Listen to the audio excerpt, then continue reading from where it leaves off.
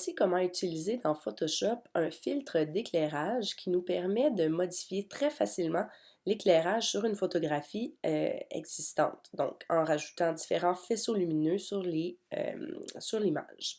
Commençons. Donc ici, voilà. Alors, le document qu'on a ici a déjà un éclairage intéressant, mais ça peut être amusant là, de tester différents effets d'éclairage. Donc, on commence par convertir en objet dynamique notre image. On la renomme Parc. Voilà. Donc, nous allons faire un filtre dynamique qui se trouve dans Rendu. C'est Éclairage. Il y a plusieurs options dans ce filtre-là. Déjà, on va y aller une à la fois, là. Vous allez voir qu'il y a des paramètres prédéfinis ici qui permettent de choisir différents éclairages euh, que Photoshop nous a préparés. Donc, ça peut déjà nous permettre là, de voir à quoi ressemble le filtre d'éclairage. Donc, on peut utiliser comme ça les paramètres prédéfinis qui nous installent des faisceaux lumineux un peu partout dans notre image comme ça. Donc ça, vous pourrez les tester. Déjà, ça change beaucoup la luminosité de l'image. Ce qui est bon à savoir, c'est que tous les éclairages qui sont utilisés dans l'image se présentent ici dans le panneau éclairage. Donc dans ce cas-là, j'ai un éclairage directionnel 1 et un éclairage directionnel 2. Il y a toujours moyen, en tout temps, de les masquer ou bien de les supprimer. Donc si je veux supprimer éclairage directionnel 1, j'ai appuyé sur la corbeille ou je clique droit, supprimer un objet. Partons déjà dans ce cas-là de voir quel type d'éclairage il existe. Je vais supprimer celui-là. Bon, ok, il faut toujours qu'il y ait une source lumineuse, c'est ça qui m'explique. Le premier, c'est l'éclairage directionnel. Donc, si j'en rajoute un, là, on va supprimer le premier, là. Voilà. Si je rajoute l'éclairage directionnel, comme ça, on voit bien de quoi il s'agit.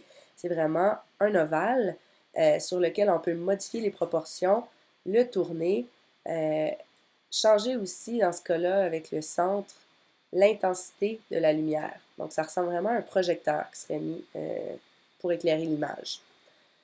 Le deuxième type ici, c'est l'éclairage ponctuel. Voilà, donc masquons l'éclairage directionnel. L'éclairage ponctuel, ça ressemble à une ampoule qui viendrait éclairer la photo.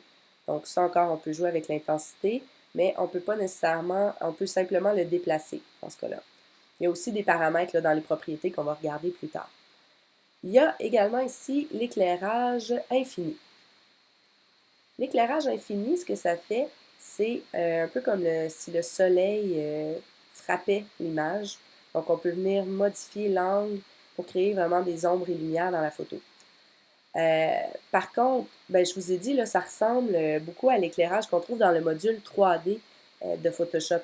Par contre, la différence, c'est que comme la photo n'est pas en 3D pour vrai, les éclairages ici ne seront pas modifiés réellement, là. Donc, le logiciel n'est pas assez puissant pour comprendre que le parc a besoin de son éclairage et de son ombrage ici. Donc, si on choisit de modifier complètement le sens de l'éclairage de notre photo, on va devoir venir positionner des ombrages manuellement dans notre image là, par la suite. Donc ça, c'est à savoir. Ça ne fait pas tout le travail pour nous. Alors, les paramètres qu'on trouve ici, je vais l'utiliser pour mon éclairage directionnel. Voici. Donc, je vais venir positionner dans ce cas-là pour faire l'équivalent de si, quand je vais le tourner, comme si une des lumières du parc là, venait éclairer mon personnage comme ça. Voilà, un des lampadaires. Donc déjà, on peut changer la couleur. Voilà, mettre ça une couleur rouge, jaune, tout ça. On peut mettre ça un petit peu plus jaune dans notre cas. Ça peut faire quelque chose d'intéressant. L'intensité aussi se trouve ici. Le faisceau lumineux principal, c'est celui-ci qui vient vraiment créer un éclairage plus dense là, sur une zone. Ça, je peux le régler directement sur l'image ou dans le panneau de propriété. Ici, l'exposition, donc vraiment la quantité de lumière. Là, je vais jouer un petit peu plus intense mon éclairage pour que je vois plus ce qui se passe. Voilà. Ici, il y a les paramètres aussi de brillance par rapport à la... Ça, ce serait un peu par rapport à la réflectivité là, des objets. Donc, dans ce cas-là, dépendamment des photos, ça change plus ou moins quelque chose. Parfois, ça va beaucoup changer l'effet lumineux d'avoir ces paramètres d'ambiance, de brillance métallique et tout. Bon.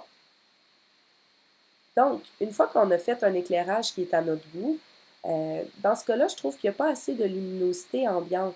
Pour une raison que je ne comprends pas tout à fait, là, ici, il ne veut pas venir me l'appliquer comme s'il ne voulait pas. Donc, je peux me refaire un nouvel éclairage. Je vais vous montrer ici. Donc, on repart vraiment de celui qu'on avait fait tantôt, un nouveau faisceau lumineux. On peut venir supprimer celui qui est là, juste en appuyant sur la corbeille.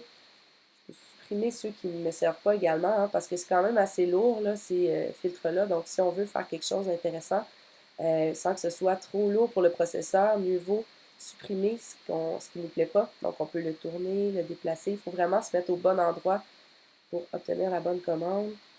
Je peux augmenter un petit peu la dimension de mon faisceau. Bon, ok, c'est le colorisé. Je peux venir lui porter une coloration ou une couleur. Ça peut venir changer aussi. Voilà. Quand je fais coloriser, ça me permet là, de jouer avec l'ambiance un petit peu comme ça. Bon, j'ai fait une ambiance rosée, disons. Une fois que ça me plaît, c'est pas plus compliqué que ça. Là, je peux tout simplement faire OK.